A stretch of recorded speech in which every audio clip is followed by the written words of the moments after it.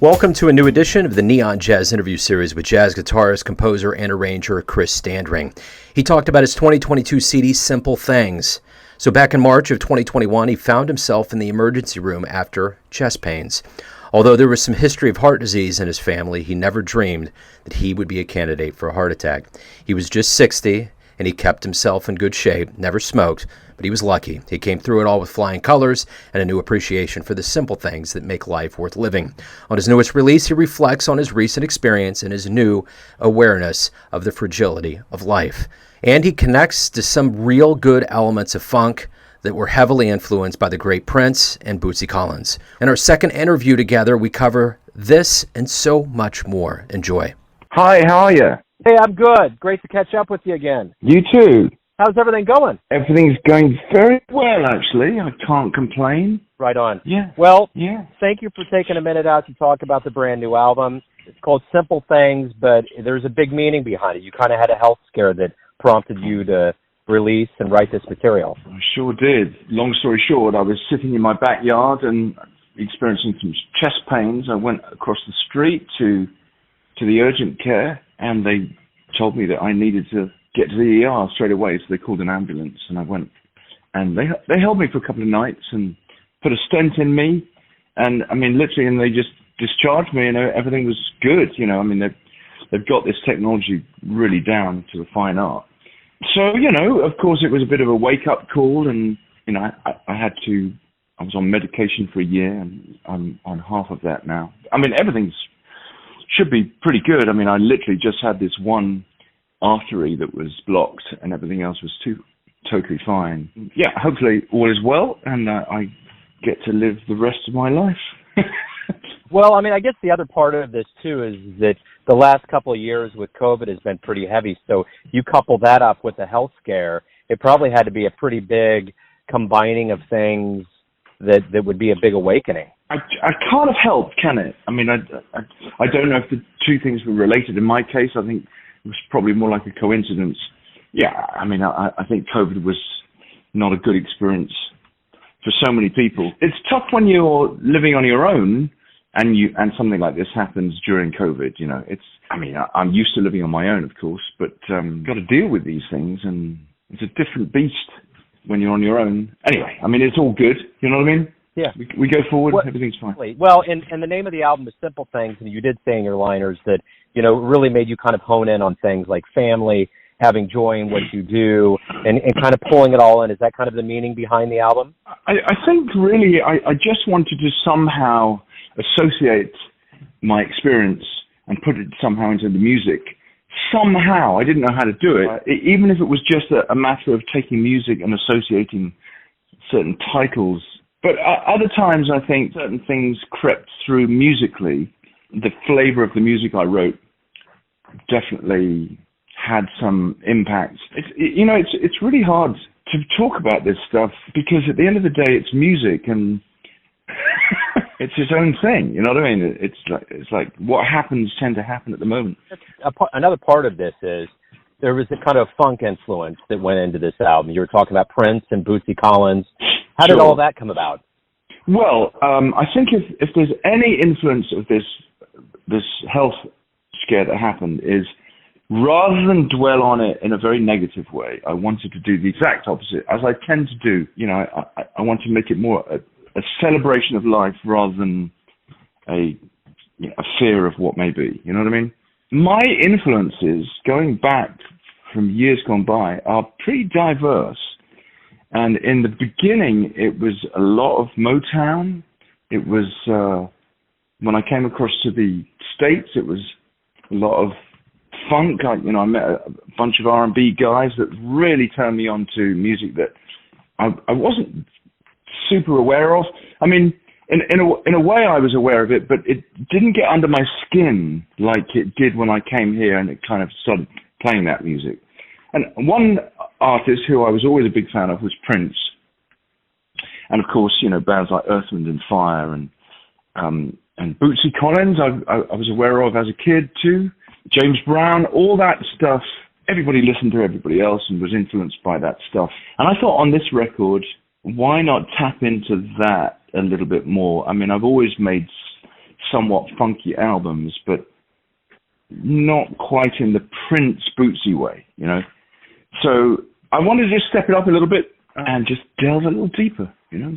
So have you had any live shows lately to promote? Yes. Or, yeah, how has that been? Well, I've actually been traveling quite a bit since the end of 2021. I went to London for some shows earlier this year. I just got back from Florida, did a couple of shows. I'm off to Richmond, Virginia in a couple of weeks for a show. Then I'm going to, I have to remember where I'm playing. Denver, Colorado, Yoshi's in Oakland for a show, Catalina Island Jazz Festival at the end of the year. I mean, there's a whole ton of them, and I can't remember all of them without looking. What's been the audience reaction? I mean, have you noticed the change with the audiences now that we're getting back to it more? Well, they've all got big smiles on their faces. There's a big thirst to come out and see live music again. And not everybody's comfortable doing it yet. But for the most part, I'm playing to packed houses. You know, it's a little different. I mean, you know, the way shows are set up, at least indoor events, they tend to be socially distanced a little. So, you know, back in the day, you'd have these tables right close up to each other, wouldn't you? But now it's not quite the same. But in large venues, it's actually better. You know, it's good. I guess following up with this, how do you see not only the world of jazz but the music community emerging stronger since COVID? You know, the things that we've realized, the new skills we've acquired, just realizations. How do you see things coming back stronger? Oh, that's such a difficult question. I don't know if they will come back stronger. Yeah. You know, it's all really down to the younger generation, how they pick up the pieces and move forward. I think us old guys, you know, we're all basically wanting to do our thing and do it for as long as they let us, you know. And of course, you know, we need to stay relevant and make good musical statements and all that good stuff. But I think it's the younger generation that need to figure out how this is going to go forward. And if the young musicians have the drive, then I don't think there's anything to stop them. You know, I think everybody is always going to want to have a thirst quenched for live music.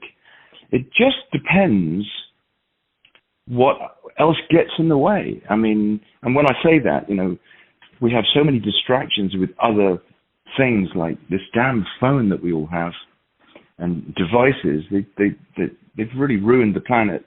You know, back in the day, it was we had a couple of things to do, didn't we? We could play records or watch the TV or go and play on the roads.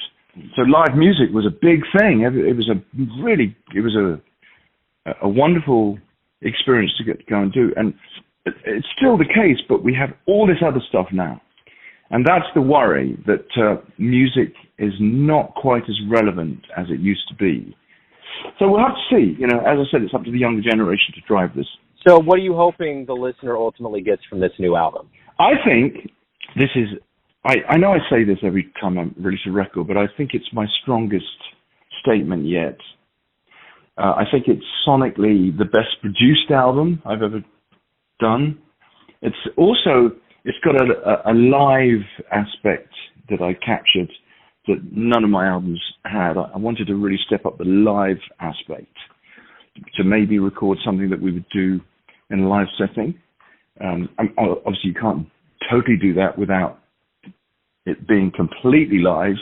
It's got that flavor, you know, and compositionally, I think the songs are really strong, and I think people just need to come with it, and hopefully they'll enjoy it. I can't really speak for them, you know. Lastly, but probably more importantly than anything else, where can everybody buy this album? Any information on upcoming live shows? What should they do? Well, the best port of call would be my website at chrisstandring.com. That's also where you can buy tickets to all my upcoming concerts. And I can ship out personally signed CDs. But, you know, it's all my albums are distributed digitally as well, everywhere. Wherever you get your music, you can get me too, you know. Chris, hey, thank you again for taking some time out for the show. Good luck with the album. I appreciate it. Thanks so much, Joe. Good to talk to you. Thanks for listening and tuning in to another Neon Jazz interview, where we give you a bit of insight into the finest players and singers in London, New York City, Kansas City, and spots all over the globe, giving fans all that jazz. Thanks to Chris for his time, music, and story. If you want to hear more interviews, go to Famous Interviews with Joe Domino in the iTunes Store. Visit neonjazz at youtube.com, and for everything Neon Jazz, go to the neonjazz.blogspot.com. And for everything Joe Domino related, go to joedomino.com. And if you feel like it, you can donate to the Neon Jazz cause. Until next time, enjoy the jazz, my friends.